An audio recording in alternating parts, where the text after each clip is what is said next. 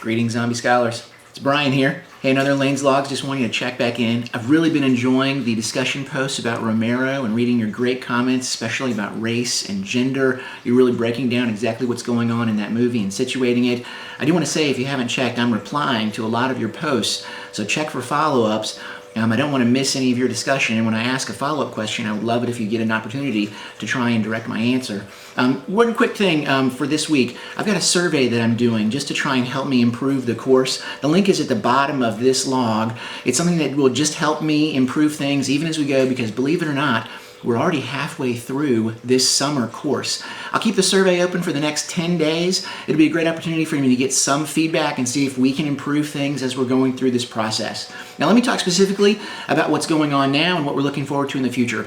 We just finished our discussion of Romero. We're back into the modern age zombie. Next week, we're looking into Boyle and 28 Days Later, and we're really moving into the fast-moving, quickly approaching zombie. Infection becomes the major theme here. These are something that you're really going to recognize quite easily as we go through the material, as we identify things. Now last week, we identified a number of takeaways. Well, just one takeaway from the Haitian zombie, and that was that the zombie's always raced, it's always gendered. Let's add a couple of more takeaways to this as we're building up our sort of survival requiem for our course in the zombie as a rhetorical figure. Let's even call these maybe axioms about zombie stories. The first one we know, it's always raced, it's always gendered. We ought to add to that the zombie stories that we get, they're always, interestingly, about the present. They're not about the future, they're not about the past. We discussed the Romero movies as situated in the particular time period that they are on, and that's important because these stories, they always have to do with the current anxieties, the current fears.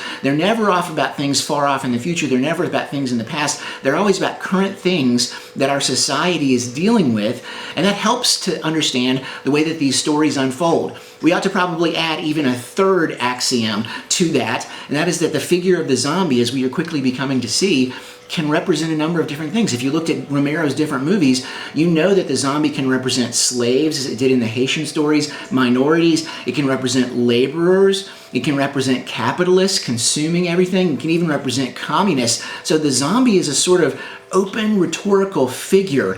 The zombie itself can represent a number of different things. The rhetorical figure literally consumes everything, even the things that it represents. It's like this horde mindset that all of these different zombies operate under. They can represent a number of different things. They can take function in very, very different stories, and they can symbolize different things that they're going on. They have a variety of different meanings, something that we've already become to see in just our first couple of modules. We should add some more to that axiom.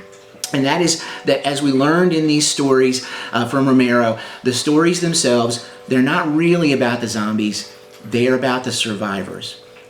Even though the zombie is the main figure that we're studying, it's really the survivors. They represent what is going on in humanity. They represent the problems that we're facing. They're a reflection of how we see human society at the moment that these films and stories are made.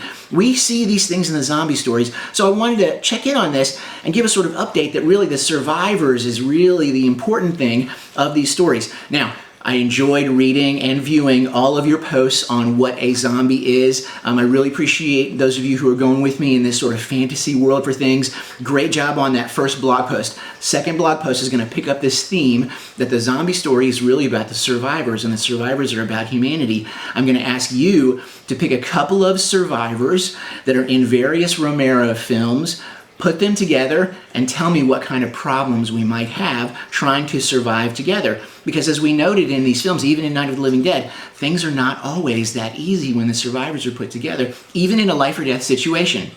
Their petty dramas seem to overwhelm them.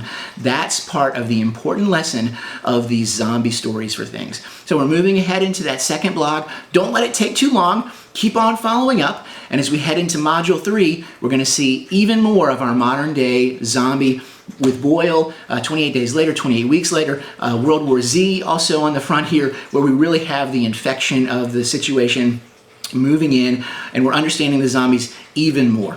That's it for now. Good luck, zombie hunters. Have a good time.